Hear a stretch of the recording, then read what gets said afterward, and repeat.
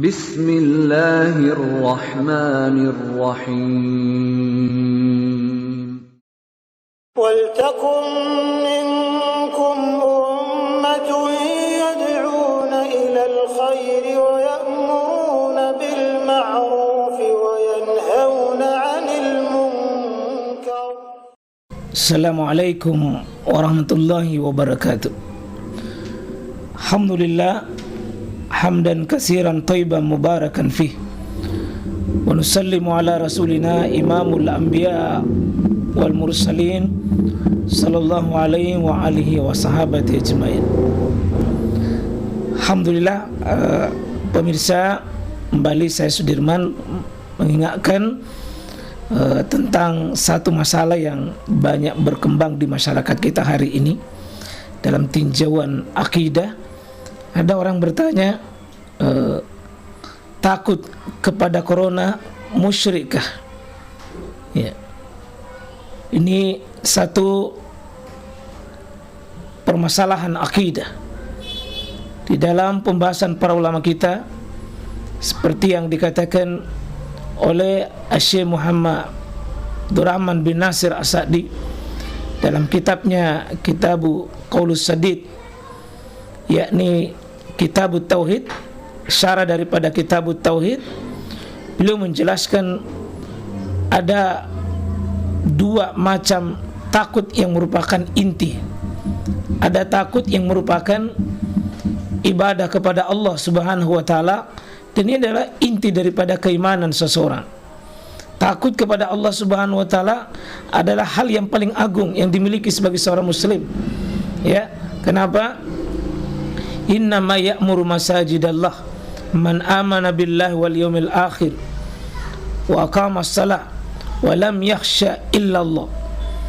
Di situ disebutkan bahwa innama ya'muru masajidallah, bahwa sesungguhnya hanya adalah orang-orang yang memakmurkan masjid Allah itu adalah man amana billah, orang yang beriman kepada Allah Subhanahu wa taala, wal yaumil akhir, dan orang-orang yang beriman kepada hari akhir, wa aqamas shalah, dan orang-orang yang menegakkan salat, wa ataz zakah, dan mengeluarkan zakat, wa lam yakhsha illallah, dan dia tidak takut hanya kepada Allah Subhanahu wa taala. Ada berapa prinsip yang merupakan prinsip-prinsip ibadah, dan juga ada satu hal prinsip beribadah kepada Allah. Salah satunya adalah ibadah atau tauhid uluhiyah, yakni hanya takut kepada Allah Subhanahu wa taala. Tidak boleh seorang hamba menjatuhkan takutnya selain kepada Allah Subhanahu wa taala. Itu dalam perkara ibadah. Karena ibadah ini adalah perkara inti. Imam Ibnu Qayyim Al-Jauzi rahimahullah, rusaknya hidup seseorang muslim ketika rusak dalam tiga hal. Rusak al-khauf, rusak rasa takut. Yang kedua, rusak ar-raja, rusak berharapnya kepada Allah Subhanahu wa taala. Dan yang ketiga adalah rusak mahabbah, rusak cinta kepada Allah Subhanahu wa taala. Maka ketika khauf ini, rasa takut kepada Allah Subhanahu wa taala, perkara ibadah yang dijatuhkan selain kepada Allah, ini syirik.